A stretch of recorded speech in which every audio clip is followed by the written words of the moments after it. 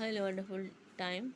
இந்த காலை வேளையிலே கருத்து நம் கொடுத்த சிலாக்கியத்திற்காக ஸ்தோத்திரம். ஒரு வசனம் கூறுகிறேன். மத்த 7ஆம் அதிகாரம் அதனுடைய 6வது வசனம். பரிசுத்தமானதை நாய்களுக்கு கொடாதேயுங்கள், உங்கள் முத்துக்களை பன்றிகளின் மேல் போடாதேயுங்கள், போட்டால் தங்கள் கால்களினால் அவைகளை மிதித்து திரும்பிக் கொண்டு உன்னை பீறி போடும்.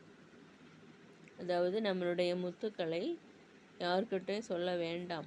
என் வாழ்க்கையில் மற்றவர்கிட்ட சொன்னதுனால தான் நான் இப்படி ஆகிட்டேன். நான் நல்லா படித்து கிரேஸ் பண்ணி வந்தப்போ நான் மற்றவங்களுக்கெல்லாம் ஒரு எக்ஸாம்பிளாக இருந்தேன். ஆனால் நான் பார்க்கணும், முத்துக்களை எல்லாம் கொண்ட பன்றிகள் மேல் போடாதிருங்கள், பரிசுத்தமானதை நாய்களுக்கு போடாதிருங்கள்.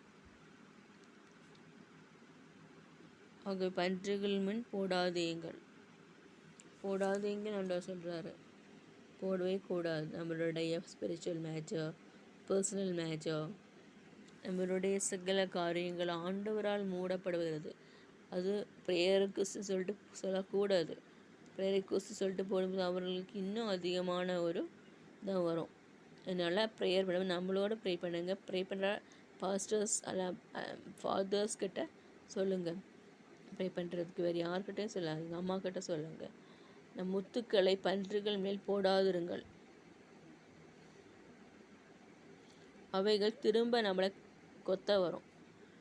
ஆகவே இதெல்லாம் தெரிஞ்சுக்கணும். முக்கியமாக நம்மளுடைய லைஃப்பை பற்றி யார்கிட்ட சொல்ல வேணாம். ஆமாம், நான் ஷேர் பண்ணியிருக்கேன், சொல்லியிருக்கேன்.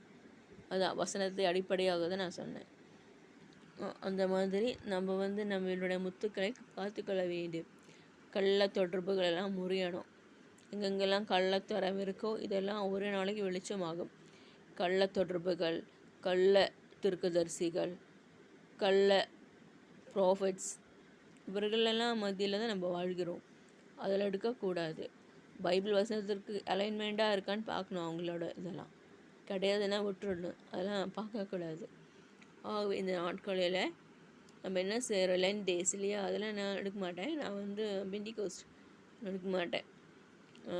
அவங்க சர்ச் வற்புறுத்துறதுனால நான் போகிறேன். மார்த்தமா சர்ச் VBS வாலண்டியராக இருந்ததுக்காக கர்த்தருக்கு ஸ்தோத்திரிக்கிறேன். ஆகவே செய்ய வேண்டும். உங்கள் முத்துக்களை பன்றிகள் மேல் போடாதிருங்கள். உங்களுடைய நல்ல ஆகாரம், நல்ல ஒரு கேரக்டர், இதெல்லாம் போடாதீங்க. நான் போட்டுட்டு நான் அனுபவித்தேன். நாவினால் செய்கிற பாவங்கள் கர்த்தர் மன்னித்தார், விடுவித்தார். அநேக முறை கர்த்தர் என்னை சோதித்தறிந்தார். அதில் பொன் புடமிடுவது போல நான் அறிந்தேன். ஆனால் இப்பொழுது என்னை ஒரு சாக்கி தரட்சியை கடந்து வர எனக்கு கிருபை தந்தார். செங்கட்டையில் 2 பிளந்தார் ஆண்டவர் எனக்காக. அதற்கே கர்த்தரை ஸ்தோத்திரிக்கிறேன். என் தேவன் எனக்கு உதவி செய்கிற இத்தனை நாள் வரும். என் தேவன் தான் எனக்கு பாதுகாப்பாக இருக்கிறார். யாரும் இல்லை, ஃப்ரெண்ட்ஸோ தோழிகளோ யாருமே கிடையாது. என் அம்மாவுக்கும் தெரியும், என் கவலை தெரியும். ஆனால் என்னை நிறுத்துவது தேவனுடைய தயவு மட்டும்தான்.